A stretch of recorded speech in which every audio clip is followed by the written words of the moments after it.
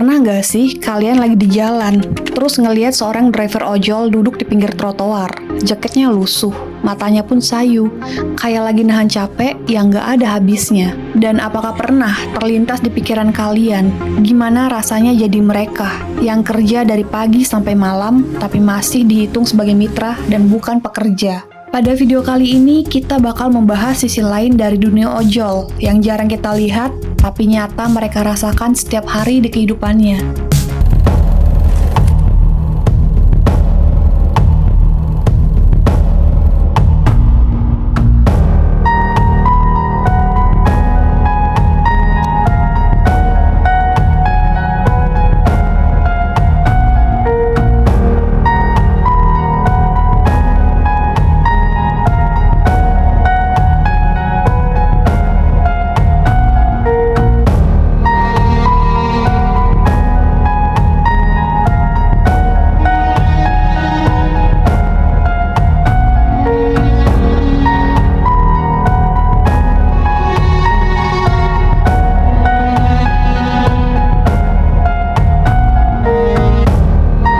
Disclaimer ya guys, jadi cerita ini kita dapat dari berbagai sumber yang sudah beredar di media sosial dan sudah kita rangkum. Untuk lebih jelasnya, yuk kita bahas di True Story.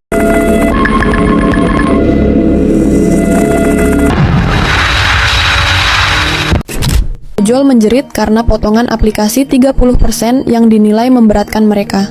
Jeritan ojol langsung ditanggapi oleh Kementerian Perhubungan. Tapi Kemenhub mengaku tidak berhak menegur aplikator. Kemenhub cuma bisa kasih batas rekomendasi potongan ke aplikator. Kemenhub nantinya akan memberi rekomendasi ke Komdigi, karena aplikator berada di bawah Komdigi. Namun, Kemenhub sudah melakukan koordinasi internal untuk menindaklanjuti keluhan dari ojol. Pihak ojol diketahui meminta potongan aplikasi maksimal 20%. Potongan terlalu besar dianggap ojol akan memperkecil penghasilan mereka. Di balik jaket hijaunya yang mulai pudar, ada cerita yang jarang kita dengar. Cerita tentang kerja keras, dan tentang perjuangan yang seolah tidak ada ujungnya. Setiap hari mereka hadir tanpa absen, antar makanan, jemput penumpang, kirim paket. Panas, hujan, macet, semua mereka libas. Tapi di balik semua itu, satu kenyataan pahit yang terus menghantuinya.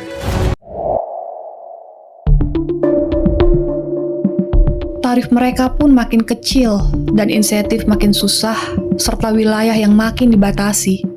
Seolah semua keputusan diambil oleh sepihak dan tidak ada ruang untuk suara mereka berbicara.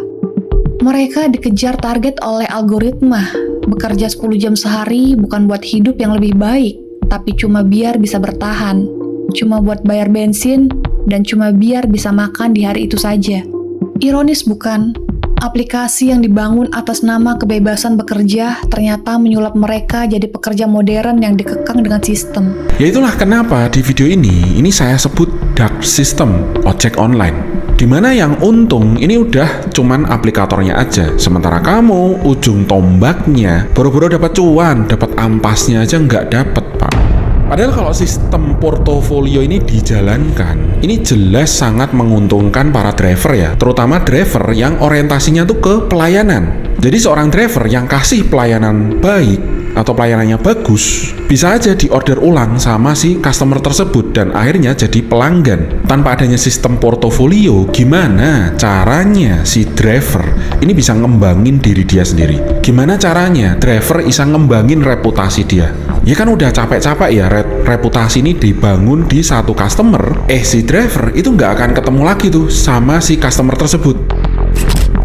Kata mitra sering terdengar manis di telinga, tetapi pada kenyataannya, kalau akun dibekukan, kita tinggal terima nasib. Dan kalau dapat orderan fiktif, tidak ada perlindungan sama sekali. Buat para driver ojek online, hati-hati kalau mendapat orderan tunai, apalagi pembelinya nggak bisa dihubungin, tolong dicek lagi karena banyak banget sekarang orderan fiktif.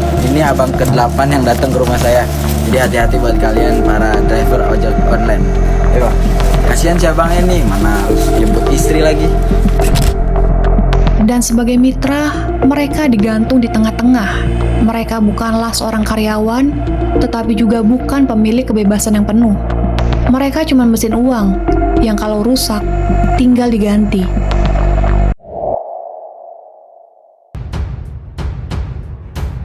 Sudah berapa kali mereka demo, dan sudah berapa kali juga mereka teriak soal tarif dan hak. Tetapi, apa yang berubah? Tidak ada sama sekali. Respon dari aplikator minim. Kapan Bapak Aing mau ngurusin ojol? Karena pemerintah udah nggak mau ngurusin ojol. Kita lihat ya, kita kan ada batasan kewenangan gubernur ya, tapi kita cari Tapi jalan. mereka nggak nurut sama SK gubernur yang tahun kemarin sudah dikeluarkan. Tarif roda 4 dan roda 2. Ya nanti saya Itu lihat. yang mengeluarkan dan mereka nggak ngikutin. Oke, nanti kita ambil tindakan kalau memang melanggar. Ya, Ayo, Bapak Aing ya. Ojol berharap sama Bapak Aing ya. ya benar sekali. Suara mereka terus teredam oleh algoritma, laporan keuangan, dan statistik penggunaan aktif. Seolah-olah selama orderan terus masuk, masalah mereka tidak ada pentingnya sama sekali. Kalau negara ini masih waras, harusnya ada regulasi yang adil. Harusnya pemerintah turun tangan, bukan jadi penonton yang pasif. Dan buat para aplikator, jangan cuma hanya berbicara soal pertumbuhan pengguna. Bicarakan juga pertumbuhan kesejahteraan mitra kalian.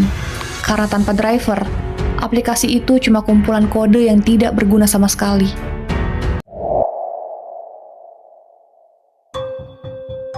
Mereka juga seorang manusia.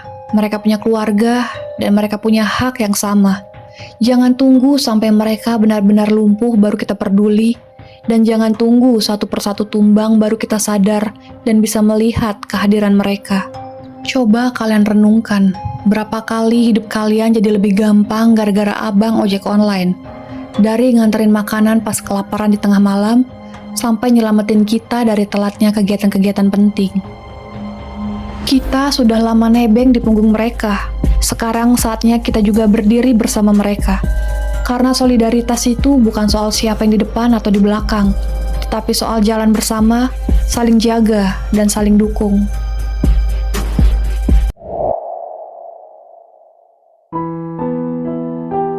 Syukurlah, belakangan ini muncul kebijakan baru mengenai pemberian tunjangan hari raya bagi para pengemudi ojek online.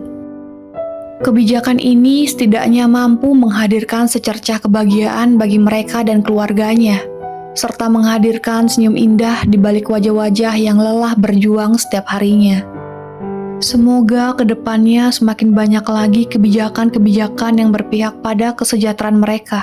Karena sesungguhnya mereka juga pahlawan jalanan yang patut untuk kita hargai. Terima kasih banyak buat Pak Presiden, khususnya era Prabowo, Pak Presiden Prabowo yang pertama kali dunia ojol dah. Saya dari KSTAR dari 2016 baru ini. Iya. Thanks sudah nonton video ini. Jangan lupa untuk subscribe, bunyikan tombol notifikasi, like, komen, dan bagikan ke seluruh teman kalian. Semoga banyak pelajaran yang bisa kita ambil dari semua kasus-kasus ini dan bisa melihat sisi positifnya. Sampai ketemu lagi di cerita selanjutnya.